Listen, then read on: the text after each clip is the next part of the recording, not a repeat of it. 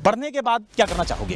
As a social activist समाज के लिए देना चाहूँगा। उस पुरानी शिक्षा पॉलिसी के बदले नई शिक्षा पॉलिसी में कितना अंतर देखेंगे? अब जैसी एजुकेशन पॉलिसी आई है उससे हिंदी वालों को भी उतना ही प्रोत्साहन मिलेगा। किसको आप प्रेफर करेंगी? प्राइवेट सेक्टर बेहतर होता है या गवर्नमेंट सेक्टर बेहतर होता है? गवर्नमेंट थोड़ा सा पीछे छूट जा रहा है अभी के टाइम के दौर में, प्राइवेट के और ज़्यादा रुझान हो रहा है।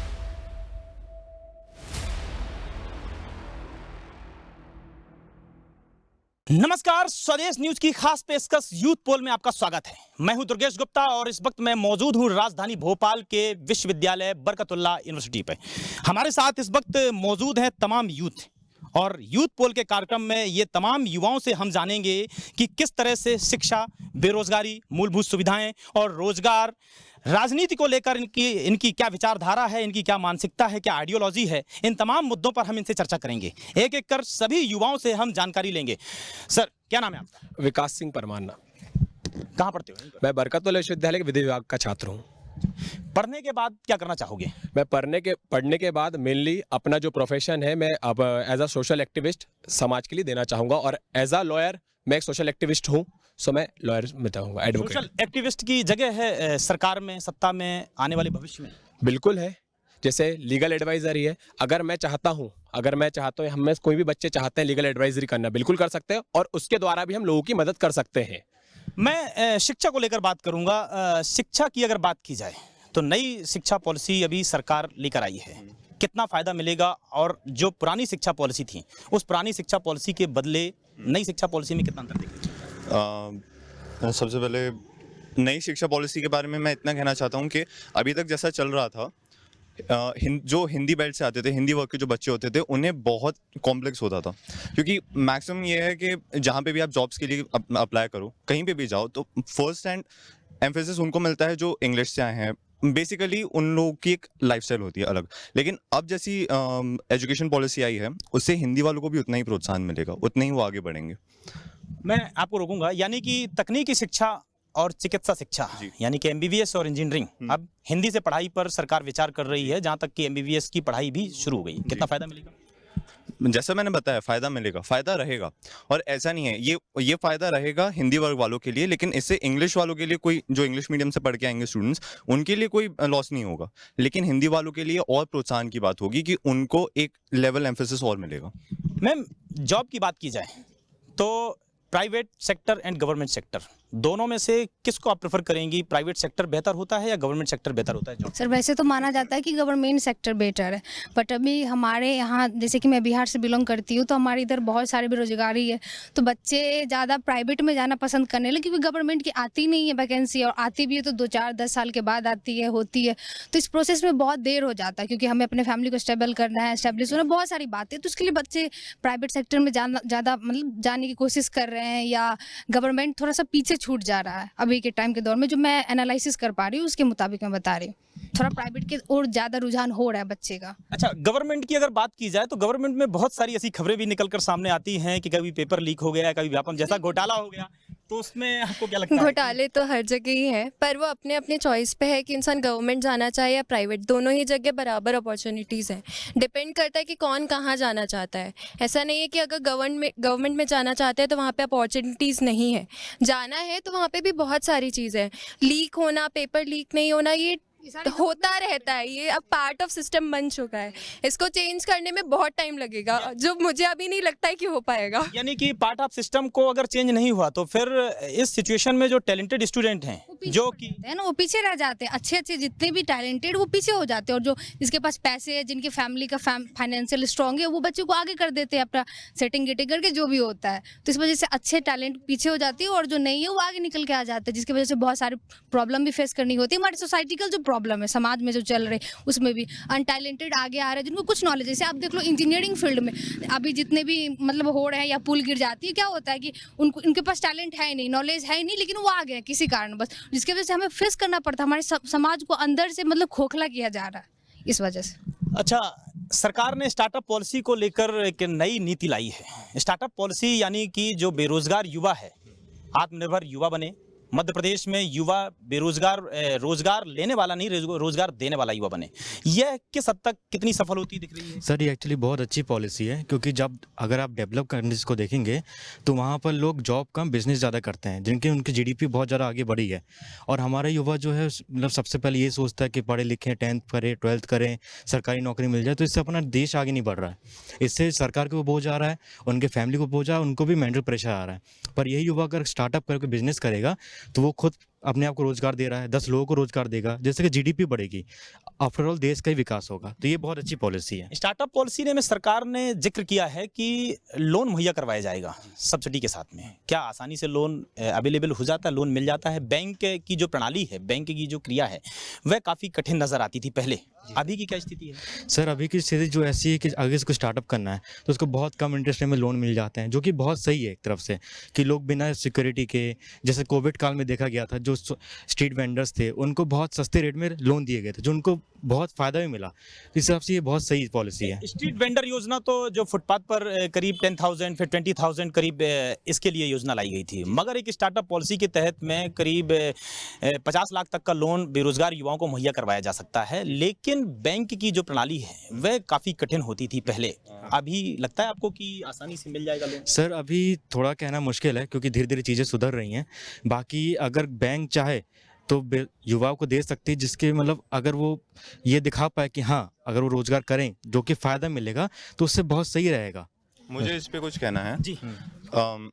जो पहले के टाइम पे बैंक की कार्य प्रणाली होती थी और जो अभी के टाइम पे जितना जैसे कि हम कहते हैं डिजिटल इंडिया के बारे में हम बात करते हैं, जो जितना डिजिटलाइज इंडिया हो रहा है उससे काफ़ी सारे फंक्शनिंग में डेवलपमेंट्स हो रहे हैं। हम लोग बैंकिंग सेक्टर में स्पेसिफिकली अगर बात करें तो हम लोग और आगे बढ़ रहे हैं, जैसे कि आजकल 2 मिनट लोन अप्रूवल्स होते हैं। अब यही चीज़ अगर सरकार करे डिजिटलाइजेशन के साथ, जो कि कर रही है, तो उससे और फ़ायदा होगा। मेरा ये मानना है कि डिजिटलाइजेशन के साथ ये जो बैंकिंग सेक्टर में डेवलपमेंट्स होंगे उससे और जल्दी काम होगा, जल्दी लोन्स मिलेंगे। अच्छा मैम, आप कहाँ से हैं? मैं सिंगरौली से हूँ। मतलब मध्य प्रदेश? या मध्य प्रदेश में आगामी 2023 में विधानसभा चुनाव हैं और आपकी सिंगरौली में तो आप पार्टी ने एंट्री भी मार दी। आपको क्या लगता है राजनीतिक दृष्टिकोण से अगर हम देखें तो युवाओं का क्या सोचना है राजनीतिक दृष्टिकोण से?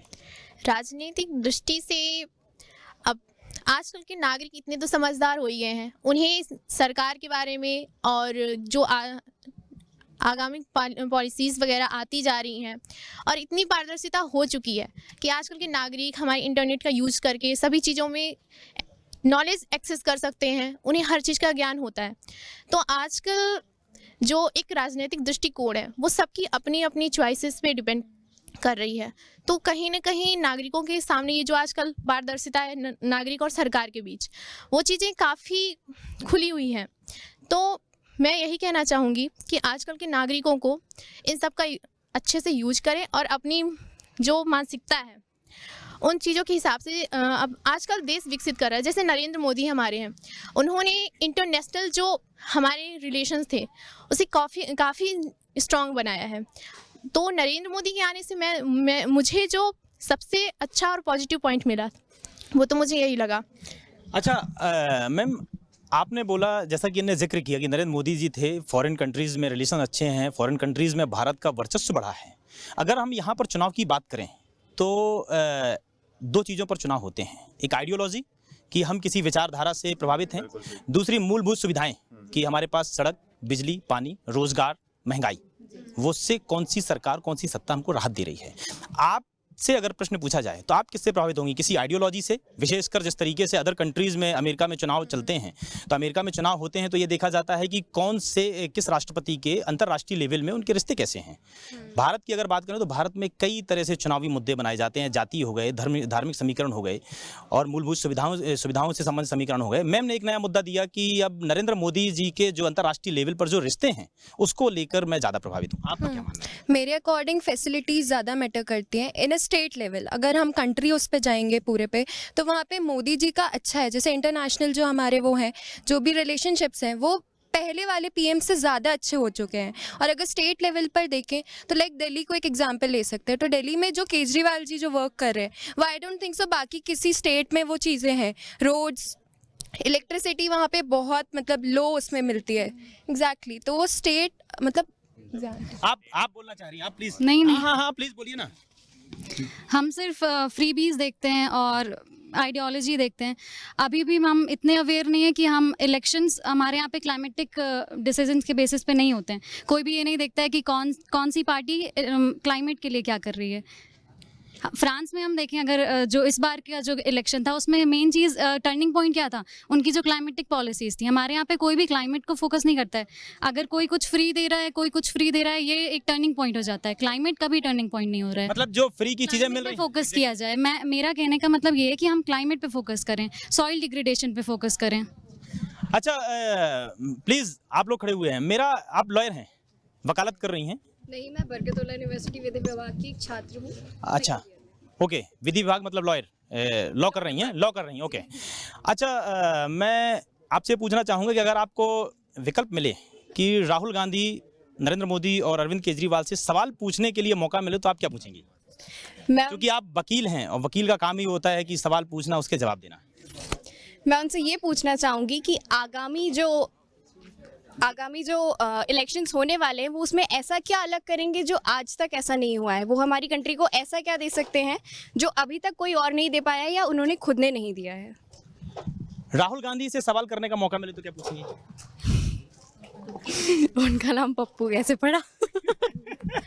अच्छा राहुल गांधी को अगर विकल्प के तौर पर अगर देखा जाए प्रधानमंत्री नरेंद्र मोदी के, तो विकल्प के तौर पर आप देखती हैं क्या? नहीं, मैं अभी एक विकल्प के तौर पे सिर्फ और सिर्फ प्रधानमंत्री नरेंद्र मोदी को देखती हूँ, क्योंकि हमारे पास एज अ लीडर वो बहुत अच्छे नेता हैं, बट एक बराबरी का स्ट्रॉन्ग अपोजिशन मैं राहुल गांधी को नहीं देखती हूँ और ना कि केजरीवाल को। अच्छा हमारे साथ इस वक्त सिंगरौली से भी मौजूद हैं आप। सिंगरौली का जिक्र किया आपने, सिंगरौली में आप पार्टी किस तरह से काम कर रही है? क्योंकि मध्य प्रदेश में पहली बार एंट्री हुई है आप पार्टी के नेता की, वहाँ पर हैं, वहाँ पर आपके यहाँ पर किस तरह से देखा जा रहा है उनको? अभी तो फिलहाल सब कुछ नॉर्मल ही चल रहा है, कोई इतना ज़्यादा इंटरेस्ट नहीं ले रहा है। नॉर्मली सभी को अभी एक होता है ना कि नई पार्टी आई हो, नई गवर्नमेंट हो, उसे एक तरासना, चीज़ें उसी सामान्य वे में देखी जा रही हैं। तो मैं अब कुछ इसके बारे में ज़्यादा नहीं कहूँगी, चीज़ें बस चल रही हैं। चीज़ें चल रही हैं बस। हाँ। अच्छा हम कुछ बॉयज से भी जान लेते हैं। आप लोग अगर राजनीतिक दृष्टिकोण से देखा जाए, पॉलिटिकल एंगल से, तो किस तरह से आप लोग देखते हैं? किसी आइडियोलॉजी से प्रभावित होते हैं या आपका क्या मानना है कि मूल वही सरकार सत्ता पर आना चाहिए जो हमको मूलभूत सुविधाएं, हमको रोजगार दे सकें, महंगाई कंट्रोल कर सके? जी, जो बेसिक जो फैसिलिटीज़ हैं उसकी जो बात करेगा उसका साथ देंगे हम लोग। और जुमलेबाजी तो देख ही रहे हैं आजकल आप लोग, ऊपर से लेके और पीएम मोदी जी से लेके और नीचे तक सब लोग यही कर रहे हैं। और ये सारी चीज़ें नहीं चाहिए। जैसे कि आम आदमी पार्टी में है केजरीवाल जी, काफ़ी अच्छा काम कर रहे हैं, और राहुल गांधी जी भी हैं, काम अच्छा कर रहे हैं, भारत जोड़ो यात्रा चला रहे हैं। वो अलग बात है कि मीडिया कवरेज किसी ऑर्गेनाइजेशन से बिलोंग तो नहीं करते आप? एनएसयूआई, एबीवीपी या आम आदमी पार्टी? नहीं, बिल्कुल नहीं, किसी ऑर्गेनाइजेशन से बिलोंग नहीं करते। मतलब नरेंद्र मोदी जी जो काम कर रहे हैं या कुछ भी भाषण देते हैं या जुमलेबाजी देते हैं या जो भी, जैसा कि आपने बोला कि जुमलेबाजी उनकी लगती है, तो क्या लगता है कि ये सब जुमलेबाजी है कि नहीं, देखिए सब कुछ तो नहीं है, लेकिन ये है कि एक लिमिट में जो उन्होंने कहा था कि काला धन लेके आएंगे बाहर से 15-15 लाख रुपए, उसमें सबको मिले नहीं। आपके अकाउंट में आ गए तो आ गए, हमारे इसमें तो नहीं आए अभी तक। जी तो मिले नहीं अभी तक। और बस वही काफी रोजगार की भी घोषणाएं की गई थी, मुझे याद है जहाँ तक। वो सारी चीज़ें भी हुई नहीं है, क्योंकि रोजगार की अगर घोषणाएं कर रहे होते तो फिर इतने लोग बेरोजगार नहीं हुए होते। अग्निपथ स्कीम जो लेके आए हैं अभी पहले, मतलब आर्मी में भी अब 4-4 साल के लिए एंट्री दे रहे हैं, वो चीज़ें भी एक तरह से मतलब ठीक है, अब कर रहे हैं तो ठीक है, कर रहे हैं, क्या कर सकते हैं। अच्छा भैया प्लीज़ आइए ना, आप काफ़ी लंबे हो यार। आप ये बताइए कि जिस तरीके से जिक्र किया उन्होंने जुमलेबाजी का, नरेंद्र मोदी जी की जुमलेबाजी है, चाहे रोजगार को लेकर हो, चाहे काले धन को लेकर हो, चाहे 15 लाख रुपए हर किसी के खाते में आने को लेकर हो, आपको क्या लगता है नरेंद्र मोदी जी क्या सही काम कर रहे हैं? सर मैं कोई यहाँ पॉलिटिकल व्यूज़ तो नहीं दूंगा, लेकिन जैसे उन्होंने, मेरी सीनियर ने कहा कि एक्चुअली बेसिक सुविधाओं को लेके जो बात करेगा उसका साथ देंगे। तो मेरा एक व्यू मैं जो होल्ड करता हूँ वो ये है कि बेसिक सुविधाएं अगर हमें 70 साल बाद भी अगर हमें बेसिक सुविधाओं के नाम पे अगर वोट मांगा जा रहा है तो क्या वो सही है? और अगर सही है तो वो किस एस्पेक्ट तक सही है? क्योंकि बेसिक सुविधाओं के परे हमें क्या मिल रहा है? इतना कुछ टेक्नोलॉजिकल एडवांसमेंट अगर हम देखें दूसरे नेशंस के उसमें कंपैरिजन में, हमें वो देखने को नहीं मिला है। हमें उतना पॉलिटिकल फ्रीडम, मीडिया फ्रीडम, उतना भी कुछ देखने को नहीं मिला है। तो एक्चुअली देखिए अगर सेंट्रल लेवल पे ये सब चीज़ें देखने को मिल रही हैं तो ये एक्चुअली काफ़ी हार्मफुल लगती है। अच्छा, मध्य प्रदेश की बात करें तो मध्य प्रदेश में पिछले 19 साल से भारतीय जनता पार्टी की सरकार है, एक ही पार्टी की सरकार है। क्या लगता है पिछले 19 सालों में और 19 साल के पहले मध्य प्रदेश की क्या स्थिति थी, क्या स्थिति रही होगी रोजगार को लेकर या मूलभूत सुविधाओं को लेकर? अभी मध्य प्रदेश की क्या स्थिति है? सर मेरी खुद की उम्र 19 साल है तो खैर मैं उससे ज़्यादा जो क्लिप्स में मैंने यूट्यूब पे देखा उससे ज़्यादा नहीं कह पाऊँगा। लेकिन हमारे पास एक्चुअली ऑप्शंस कैसे आते हैं, कोई पूरी तरह सही नहीं होता, कोई पूरी तरह गलत नहीं होता। हमारे पास ऑप्शंस कैसे आते हैं कि जो कम गलत हैं हम उसको चूज़ करते हैं या जिसकी पॉलिसीज़ ज़्यादा अपीलिंग है। जैसा हमने 2020 में देखा, अब यहाँ पे पॉलिटिकल पार्टीज़ के मतलब डाउनफॉल का भी रीज़न एक फंडिंग बताई जा रही है। काफ़ी सारी चीज़ें ऐसी जो मुझे लगती हैं मैं उनको डिस्कस नहीं करना आपकी उम्र 19 साल है जी। हाँ, जब तो सत्ता बनी थी बीजेपी की। 19 सालों में कितना विकास देखा आपने भारतीय जनता पार्टी में? कुछ थोड़ा सा दायरा तो आपको समझ में आया होगा। जी सर, मैं कहूँगा कि म्यूनिसिपल इलेक्शन से पहले या कोई स्टेट इलेक्शन से पहले रोड बन जाते हैं, ये काफ़ी बड़ी अचीवमेंट मैं मानता हूँ, क्योंकि अभी 1 लाख नौकरी देने का भी वादा किया है मुख्यमंत्री जी ने। जी वो खैर सुना तो था, लेकिन अब वो 1 लाख नौकरी किस मामले में और एक्चुअली किस एस्पेक्ट में वो देखते हैं उस चीज़ को मैं नहीं जानता, क्योंकि पेपर लीक तो नहीं होगा? सर अभी तो रिसेंटली अगर आपने कवर, खैर उस पर तो कोई डाउट ही नहीं है, आपका तो वही काम है। लेकिन अगर आप देख रहे हैं तो इन्होंने एक्चुअली जैसे हमारे होम मिनिस्टर सर हैं, उन्होंने बोला था अगर टैक्सी वालों को भी और अगर ठेले वालों को भी मिलाया जाए तो हमने एक्चुअली 20 लाख रोज़गार दिए हैं, या कोई ऐसे ही कोई सेंट्रल गवर्नमेंट का कोई पॉलिटिकल लीडर था जिसने ये बात करी है। तो ये एक्चुअली हमारा दिखा रहा है कि हमारी सरकार की आइडियोलॉजी क्या है, और अगर ऐसी आइडियोलॉजी है तो हमें उस आइडियोलॉजी को चेंज करने की ज़रूरत है। अच्छा, यहाँ पर कोई मौजूद है जो 19 साल से बड़ा हो, 19 साल की एज से ज़्यादा हो? अच्छा, 19 साल के पहले की अगर बात करें, 19 साल हो गए भारतीय जनता पार्टी को सत्ता में रहते हुए, अभी रहना भैया, रहना है अपन को, अभी और आएंगे आपके पास। 19 साल के पहले की बात करें तो कितना अंतर देखा जा रहा है? 19 साल के पहले प्रदेश की क्या स्थिति थी और 19 साल में भारतीय जनता पार्टी में कितना विकास? एज यूजुअली जो मैंने देखा है, मैं बोला मैं पहले भी कि मैं अगर सोशल लाइफ मेरा अच्छा है, सो मैं जो जितना जाना हूँ अभी तक, काफ़ी चेंजेस 19 साल में भी देखने को मिले हैं। ऐसा नहीं है हर सरकार आती है, हर सरकार अपने हिसाब से काम करती है। ऐसा कहा जाता है दिग्विजय सिंह जी के राज में जब कांग्रेस थी उस समय थोड़ा लाइट का प्रॉब्लम मध्य प्रदेश में हुआ करता था। कहा जाता है शिवराज मामा जब से आए, हम तो मामा ही बोलते हैं उनको, तो शिवराज जी जैसे आए हैं तो उनके टाइम पर लाइट की सुविधा, ये मैं बोलूँगा, जैसे मैं भी एक गाँव से बिलोंग करता हूँ, मेरे गाँव में भी 24 घंटे लाइट है। तो ये कहीं ना कहीं अपनी हर सरकार की अपनी अपनी अचीवमेंट्स होते हैं। सो सब अपने हिसाब से ठीक है। 19 साल पहले जो जरूरत था वह 19 साल पहले हुआ, जो आज जरूरी है वह आज हो रहा है, और जो आने वाला चुनाव भी है हम सभी यूथ उसको ही वोट देंगे जो काम करेगा छात्रों के लिए, बेसिक नीड्स पर, एजुकेशन पर बात करेगा, जो बेसिक चीज़ों पर बात करे, जो एजुकेशन पर बात करेगा, क्योंकि हम लोग छात्र और हम खुद जानते हैं कि शिक्षा का स्तर फिलहाल में मध्य प्रदेश में कितना डिप्लीट हो चुका है। अच्छा, जुमलेबाजी से याद आया मुझे कि अभी सरकार ने घोषणा की है 1 लाख नौकरियां देने का। जी, वो तो पहले भी बहुत सारी घोषणाएं की थी, अभी भी की हैं, तो ठीक है, देंगे तो अच्छी बात है। और अच्छा, हम सबको खुशी है कि नौकरियां मिले हमें। 2023 में चुनाव भी हैं। जी बिल्कुल, चुनाव हैं और उसका असर पड़ेगा अगर नौकरियां मिलेंगी तो। अच्छा, तो हम कुछ गर्ल्स से भी जान लेते हैं। गर्ल्स तो गायब ही हो गई हैं। अच्छा, भारत जोड़ो यात्रा प्रवेश कर चुकी है मध्य प्रदेश में, भारत जोड़ो यात्रा चल रही है, आइडिया है आपको? हाँ, यात्रा चल रही है। क्या अच्छा क्या देखने को मिलता है? भारत जोड़ो यात्रा से कुछ फर्क पड़ेगा? राजनीतिक पॉइंट से पूछ रहा हूँ मैं। सर पड़ सकता है, बट डिपेंड करता है कि हम किस रिलेशन में उसको करते हैं। कुछ चीज़ें ऐसी होती हैं जो हमारी कंट्री उसको कर लेती है, पर उसका पॉजिटिव इफेक्ट बहुत लेट आता है, तो वो हमें अभी देखने को नहीं मिलता है। तो डिपेंड करता है कि उसका पॉजिटिव इफेक्ट हमें अभी मिलता है कि नहीं मिलता है। आपके एक साथी दोस्त थी आपकी, उन्होंने अच्छा इन्होंने बोला राहुल गांधी को पप्पू नाम किसने दिया हुआ? सवाल ये पूछेंगे आपको, अगर मौका मिलेगा राहुल गांधी से सवाल करने को तो आप क्या सवाल करेंगे? सर उनसे सवाल करना, आई डोंट थिंक सो, वो इस लेवल पे मुझे अब लगते नहीं है कि मैं उनसे पॉलिटिक्स उसमें कुछ पूछूं, बिकॉज उनका जो अब पार्टी का जो कांग्रेस का चल रहा है वो अब मुझे एज अ कंट्री के लिए वो पार्टी अब मुझे सही नहीं लगती है, तो एज ए क्वेश्चन कुछ नहीं। अच्छा, हम प्रदेश के मामा यानी मुख्यमंत्री शिवराज सिंह चौहान जी से अगर मौका मिले सवाल पूछने के लिए तो आप क्या पूछोगे? सर ऐसे तो सर बहुत सारे सवाल हैं, पर ये पूछूंगा कि सर की जो यूनिवर्सिटी की स्थिति है वो सुधारी जाए, जैसे कि इंफ्रास्ट्रक्चर डेवलप किया जाए यूनिवर्सिटी, जैसे जो सेंट्रल यूनिवर्सिटी जो अपने सागर में है वो बहुत अच्छी है, पर अगर उसके मुकाबले हमारे भोपाल के देखा जाए तो स्थिति बहुत अच्छी नहीं है। जैसे ग्वालियर में जो है जुवा जी, तो इनको अच्छे फंड दिया जाए कि इनकी स्थिति अच्छी हो सके, बस है। या तो हमने जान लिया एजुकेशन कर रहे हैं आप लोग, एजुकेशन के बाद क्या सोचना है आपका कि गवर्नमेंट नौकरी, प्राइवेट नौकरी, या वकालत करेंगे या मजिस्ट्रेट बनेंगे, क्या? देखिए, गवर्नमेंट नौकरी का तो ये है कि अब गवर्नमेंट से तो ज़्यादा उम्मीद है नहीं, प्राइवेट सेक्टर की तरफ सब कुछ जा रहा है तो प्राइवेट नौकरी की तरफ ही जाएंगे। और अगर आप मामा से पूछने का जो आप बात कर रहे थे, तो मामा का मैं यही कहूँगा कि अब मामा को हमें ये बताना होगा कि सिर्फ मोदी जी के चेहरे पर, अगर पूरे देश में सारे स्टेट गवर्नमेंट में वो सिर्फ मोदी जी के चेहरे पे जाएंगे तो मामा ने क्या किया? गुजरात में देखिए आप, उत्तराखंड में देखिए, अभी चुनाव चल रहे हैं, हर जगह सिर्फ मामा या सिर्फ मोदी जी के चेहरे पर चुनाव लड़ा जा रहा है। स्टेट लीडरशिप क्या कर रही है ये हमें जानने की ज़रूरत है। सिर्फ मोदी जी के नाम पर आप हर जगह वोट नहीं मांग सकते। आप म्यूनसिपालिटी में भी मोदी जी पे मांगते हैं वोट, आप स्टेट में भी मोदी जी पे मांगते हैं और नेशनल में तो मांगते ही हैं। तो आप सिर्फ मोदी जी की एक्टिव नहीं है सर अभी जी, स्टेट लीडरशिप सर एक्टिव नहीं है, मतलब कि चल रहा है जैसा तो चलने दे रहे हैं जी। कांग्रेस की समस्या ये है कि कांग्रेस जो भारत जोड़ो यात्रा कर रही है वो भारत जोड़ो यात्रा नहीं, वो कांग्रेस जोड़ो यात्रा कर रही है।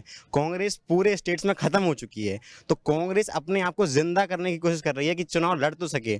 लोकल लीडरशिप का भरोसा उठ चुका है उनकी सेंट्रल लीडरशिप से, तो सेंट्रल लीडरशिप अपनी लोकल लीडरशिप का भरोसा जीतने की कोशिश कर रही है। भारत जोड़ो यात्रा उन्होंने की, सबसे बड़ा चुनाव गुजरात का है जो पूरे देश में मोदी जी एक जिस स्टेट से आते हैं उसमें गए ही नहीं। ये जो उनकी पॉलिसीज़ हैं, पता नहीं क्यों गुजरात में हार जाते तो भारत जोड़ो यात्रा विफल कहलाती, इसलिए नहीं गए, क्या वो कांग्रेस जाने। पर कांग्रेस को भी इस बात पे विचार करना होगा कि अगर वो बीजेपी का विकल्प बनना चाहती है तो उसकी जो लीडरशिप है उसकी क्रेडिबिलिटी क्या है। राहुल गांधी जी सिर्फ सोनिया जी के बेटे के कारण कांग्रेस के अध्यक्ष बन गए, ये सवाल तो जायज़ है ना। उसके अलावा उन्होंने क्या अचीव किया? क्या वो मुख्यमंत्री रहे कहीं? क्या उन्होंने किसी स्टेट को चलाया? आप मोदी जी पर अगर सवाल उठा रहे हैं तो ये भी देखिए वो व्यक्ति कहाँ से आया है, राहुल गांधी जी कहाँ से आए हैं। आप सोने की चम्मच लेके पैदा हुए हैं, इस बात पर आपसे कहते हैं आपको बुरा लग जाता है, पर बात तो सही है ना। आपने क्या किया? जैसे अभी खड़गे जी को उन्होंने अपना अध्यक्ष बनाया है, तो ये मुझे लगता है एक पॉजिटिव कदम है कांग्रेस का। 70 साल के इतिहास में नेहरू जी की बात जो उनका चला है, उसके बाद ये एक बहुत पॉजिटिव कदम है। उन्होंने किसी नॉन गांधी इंसान को अपना अध्यक्ष बनाया। अब उनके पास कितनी पावर रहती है वो मैं नहीं कह सकता, वो मनमोहन सिंह जी जैसे प्राइम मिनिस्टर थे वैसे कुछ रहेंगे वो मैं नहीं कह सकता, पर ये एक पॉजिटिव कदम मानूंगा मैं इस बात। अच्छा, युवाओं के रोजगार की बात की जाए तो युवाओं के रोजगार को लेकर सर प्लीज, युवाओं के रोजगार को लेकर आपको क्या लगता है?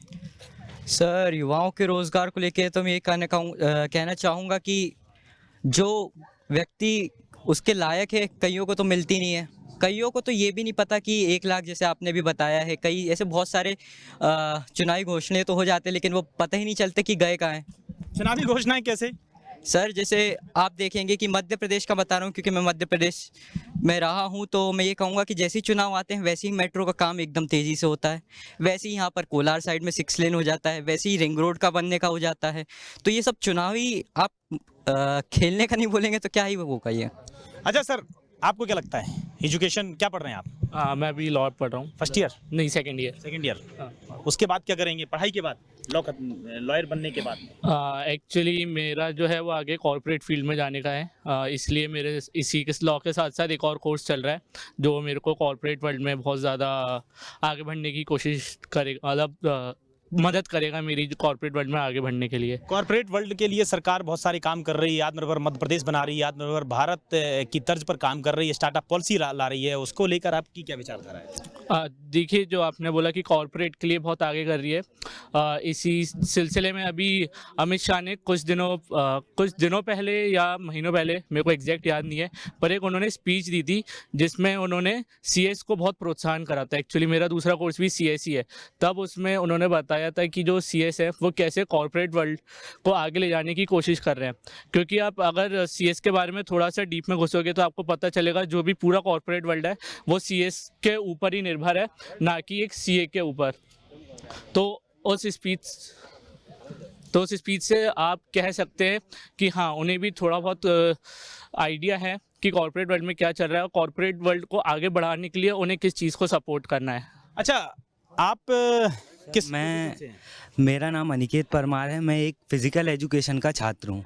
और मैं स्पोर्ट्समैन भी हूँ, मैं क्रिकेट खेलता हूँ। मैं एक चीज़ बोलना चाहता हूँ, ये मेरी बात सब तक पहुँचे। सब लोग बोलते हैं कि इंडिया ओलंपिक में गोल्ड क्यों नहीं लाता है, ये सब बातें करते हैं। तो मैं इसका बोलना चाहूँगा कि सरकार ना बजट पास करती है अच्छा कि उनको थोड़ा मिले, ना उनको प्रैक्टिस मिलती है, ना बजट पास होता है। और देश में सब लोग सोचते हैं कि इंडिया इस गोल्ड नहीं ला रहा है। तो जब तक सरकार मदद नहीं करेगी स्पोर्ट्समैन की तो कैसे क्या चलेगा। और जैसे ही कोई जीत गया, जैसे अभी नीरज चोपड़ा जी हैं हमारे, जेवलिंग में उनने जीता है गोल्ड, तो उनको सबने आके मतलब स्वागत किया, सब कुछ किया उनके लिए।